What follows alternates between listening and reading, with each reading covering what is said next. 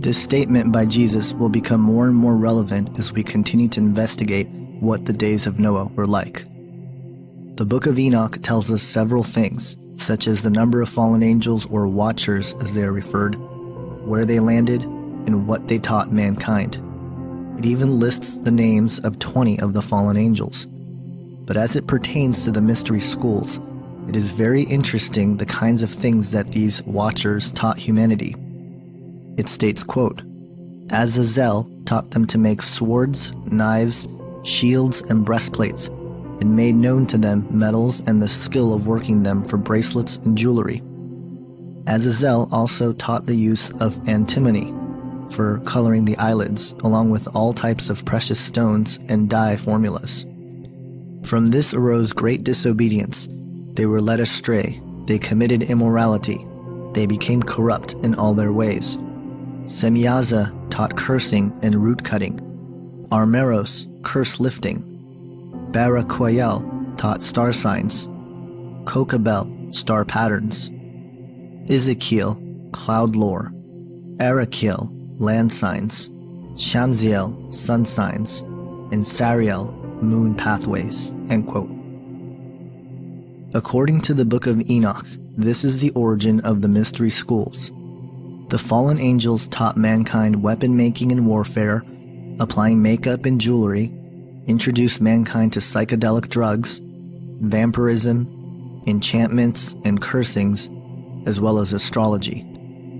It is quite remarkable to see how much of what these watchers taught not only relate to the ancient mystery religions, but are common everyday things of the world we live in today. We even see the watchers teach mankind the art of abortion. Quote, the fifth was Kasdea. This is he who showed the Yaladim A'am all the evil strikings of unclean Rakim and demonic entities. He showed them the dashing of the embryo in the womb so that it would die. End quote. The book of Enoch also states that the watchers began to mix animals and humans together. Quote, they started to sin against birds, beasts, reptiles, fish, and then to devour one another's bodies, even drinking the blood. It was then the earth laid accusation against these lawless ones. End quote. The book of Jasher, another ancient text referenced several times in the Bible, which also records the nefarious acts of the fallen angels, confirms, quote, then the sons of men began teaching the mixture of animals of one species with the other, in order therewith to provoke the Lord. End quote. This is extremely interesting because it is information which would have sounded absurd until the last half-century.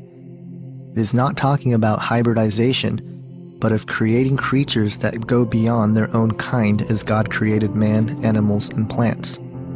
This tells us a couple of things. One, that the technology they had was far greater than we can ever imagine. This is confirmed in the book of Ecclesiastes in the Bible, where it states, quote, what has been will be again. What has been done will be done again. There is nothing new under the sun. End quote. No matter how far we think we've come in the name of science and technology, it seems we are only catching up to what we were taught by these fallen angels in the antediluvian or pre-flood world. 2. The creatures we see in several ancient mythologies such as centaurs and minotaurs could all be attributed from what these fallen angels did on the earth. Steve Quayle, in his book Genesis 6 Giants, summarizes this idea, stating, quote, the collective memories in the form of myths, fables, and fairy tales from various cultures and ages of mankind are overwhelming evidence that the Nephilim existed. End quote. I believe that the antediluvian world of fallen angels, hybrids, warfare, Nephilim, astrology, advanced technology, and false spirituality is Atlantis. As theosophists and esoteric authors of the last century wrote how they believe the mystery schools began in Atlantis, I believe that the antediluvian world and the teachings of these fallen angels are the same thing. This makes sense to what the elite and secret societies are trying to do to forge a new world order today. Not only are they trying to rediscover Atlantis, but in doing so, they are merely attempting to fulfill the ancient hope which has been at work since the days of Adam and Eve, the earthly rule of the Antichrist. The truth certainly seems stranger than fiction.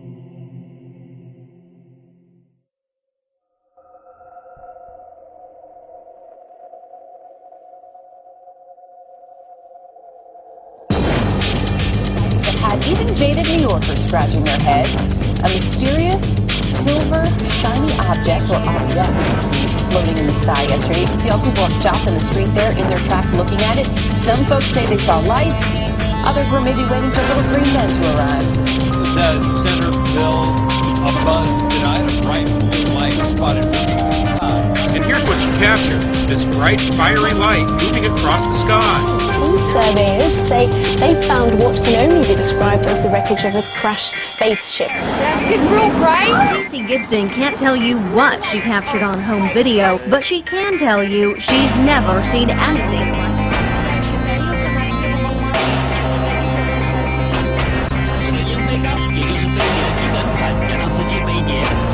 You got to see it for yourself. These residents saw the lights hovering in the sky that Monday night. A North Canton couple is trying to figure out what it was that they saw in the sky over their home just a few days ago. Mysterious, unexplained, orange-colored object.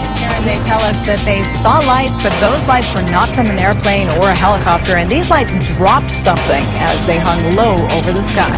Mike was in the Air Force and says the lights hovering in the sky were unlike any he had seen. Um objeto luminoso foi visto no céu pelos moradores e, espantados, ligaram para a polícia.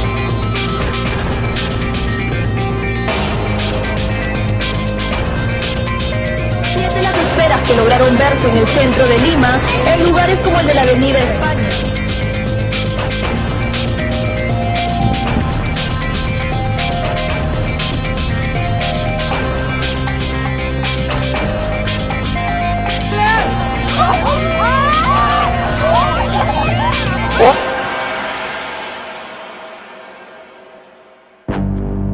Maybe it's a comet. Maybe these are our last moments. Here comes another one. What? What?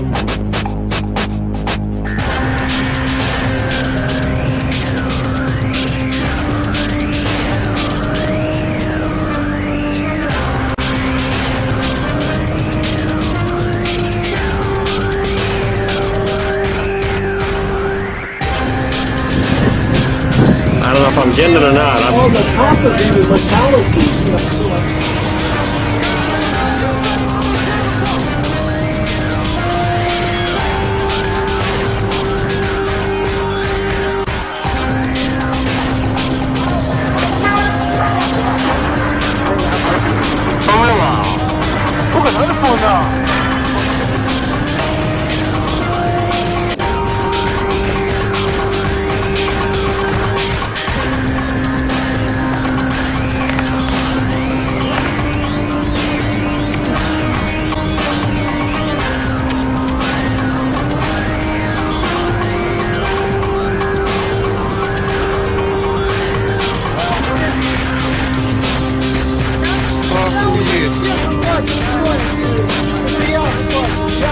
I see that view every single night, and I've never seen anything in the sky at that same location or at the same height.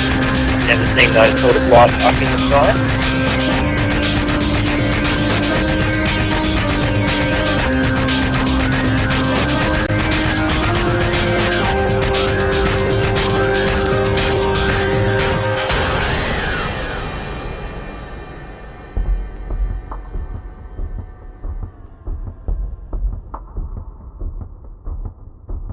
One of the main topics of interest the New Age movement has harnessed through the infiltrating of the Truth movement has been on the topic of UFOs and ETs.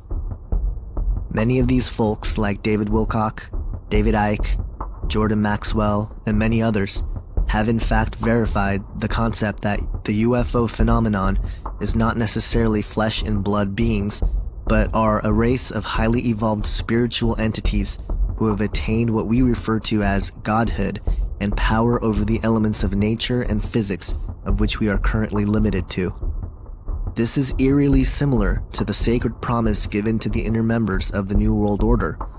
It is also the same concept being promoted by transhumanists and the road to attain singularity and human immortality through the use of technology in the field of biology and genetics. I believe that all of these various tentacles are leading to the same place and the same goal. More people today believe that there is life outside of Earth than ever before. A 2008 Scripps UFO poll conducted by Thomas Hargrove and Guido H. Stample showed that over 74% of 18 to 24-year-olds believed it was likely that intelligent life exists on other planets. This is perhaps due to several factors, including our current growth in scientific knowledge and understanding of the size and vastness of the universe, but also the propaganda perpetuated by our media. Science fiction has exploded in America and the world as a staple theme for films, movies, books, and video games. Could this all be part of the plan to prepare the world for disclosure?